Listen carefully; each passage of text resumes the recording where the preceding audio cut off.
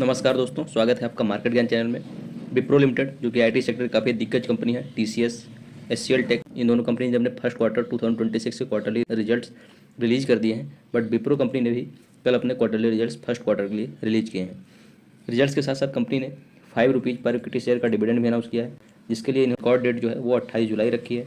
मतलब अगर आपको इस डिविडेंड का फ़ायदा उठाना है तो इसके पहले पहले आपके पोर्टफोलियो में विप्रो का शेयर है वो होना चाहिए।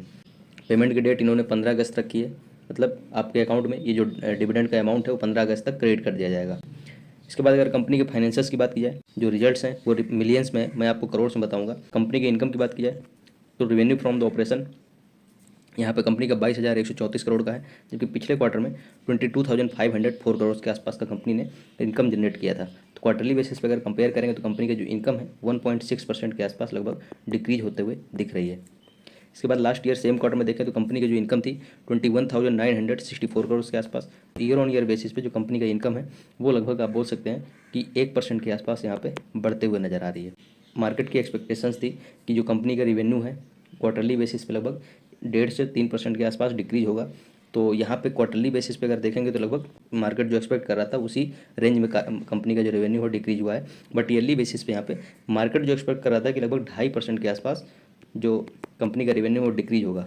बट यहाँ पे कंपनी का जो रेवेन्यू है 1% के आसपास ईयरली बेसिस पे इंक्रीज होते हुए दिख रहा है। इसका मतलब जो मार्केट एस्टिमेट्स थे उनको यहाँ पे कंपनी ने रेवेन्यू के टर्म्स में ईयर ऑन ईयर बेसिस पे बीट कर दिया है।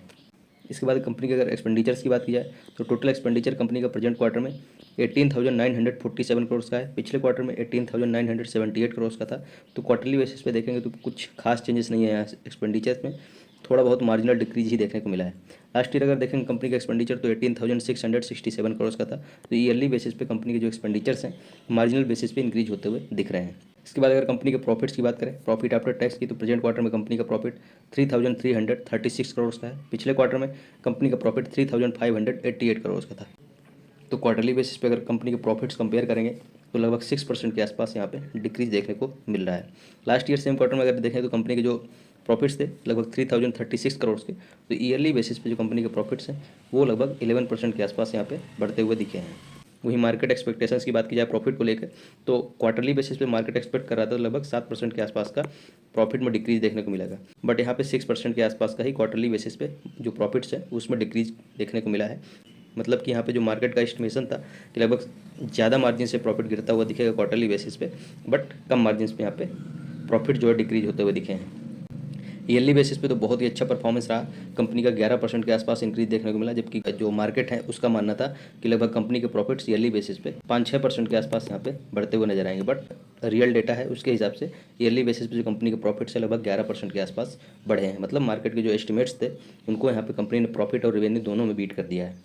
और मार्केट के जो एस्टिमेट्स थे या एक्सपेक्टेशंस थी कि प्रॉफिट और रेवेन्यू दोनों क्वार्टरली और ईयरली बेसिस पे थोड़ा सा डिक्रीज होकर आएगा, इसके रीजंस भी थे क्योंकि ये जो कंपनी है विप्रो ये ग्लोबल लेवल पर ऑपरेट करती है, यूरोपियन कंट्रीज़ में, यूएसए में, साउथ अमेरिकन कंट्रीज़ में। इसके जो बिजनेस का मेजर जो रेवेन्यू जनरेशन होता है वो ग्लोबल कंट्रीज से ही होता है। अभी अगर आप देख रहे होंगे सिचुएशन ग्लोबल लेवल पर ट्रेड वार की वजह से काफ़ी ज़्यादा बिजनेस में डिस्ट्रप्शंस आए, उसके वजह से भी काफ़ी जो एनालिस्ट्स हैं वो एक्सपेक्ट कर रहे थे कि रेवेन्यू और प्रॉफिट कंपनी का डिक्रीज हो सकता है। इसके बाद ग्लोबल जो कॉन्फ्लिक्ट्स चल रहे हैं, जैसे कि अभी ईरान और इजराइल का वार चल रहा था, जो रसिया और यूक्रेन का वार तो 3 साल से चल ही रहा है। तो इन सब कॉन्फ्लिक्ट्स की वजह से भी कंपनी के जो रेवेन्यू और प्रॉफिट्स थे उनको एक्सपेक्ट किया जा रहा था कि काफ़ी ज़्यादा मार्जिन से डिक्रीज होंगे। बट यहाँ पे जो मार्केट एस्टिमेट लगा रहा था उससे जो कंपनी के रिजल्ट्स हैं, फाइनेंशियल्स हैं, वो बेहतरीन रहे हैं। इसके बाद शेयर होल्डिंग पैटर्न की बात किया तो प्रमोटर्स की शेयर होल्डिंग कंपनी में 72.73% से घटकर 72.67% हो गई है। मतलब प्रमोटर्स ने यहाँ पे अपना स्टेक जो है डिक्रीज़ किया है। प्रमोटर्स में आपने नाम सुना होगा अजीम प्रेम जी, ये इनके प्रमोटर्स हैं। इन्होंने अपना स्टेक क्वार्टरली बेसिस पर डिक्रीज़ किया है। अगर एफआईआई की शेयर होल्डिंग देखेंगे तो यहाँ पे क्वार्टरली बेसिस पर डिक्रीज देखने को मिल रहा है। पिछले क्वार्टर में 8.35% के आसपास की शेयर होल्डिंग थी एफआईआई की, जो डिक्रीज होकर 8.16% रह गई है। डीआई की अगर शेयर होल्डिंग देखेंगे तो यहाँ पे भी मार्जिनल इंक्रीज देखने को मिल रहा है जून 2025 क्वार्टर में। पिछले क्वार्टर में 7.47% की आसपास शेयर होल्डिंग थी, अभी इंक्रीज होकर 7.78% हो गई है। और अगर इन डीआईज में शेयर होल्डिंग देखेंगे म्यूचुअल फंड्स की, तो म्यूचुअल फंड्स की जो 7.78% की शेयर होल्डिंग है टोटल डीआईज की, उसमें से 4.2% के आसपास की शेयर होल्डिंग म्यूचुअल फंड्स की है।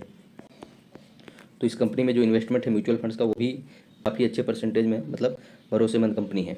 कंपनी का मैनेजमेंट है उसका मानना है कि आने वाले टाइम में जो स्ट्रॉन्ग डील बुकिंग्स हैं कंपनी की, उसकी वजह से जो क्वार्टर 2 होंगे या आने वाले जो क्वार्टर्स होंगे उसमें कंपनी अच्छा परफॉर्म कर सकती है। धन्यवाद, मिलते हैं।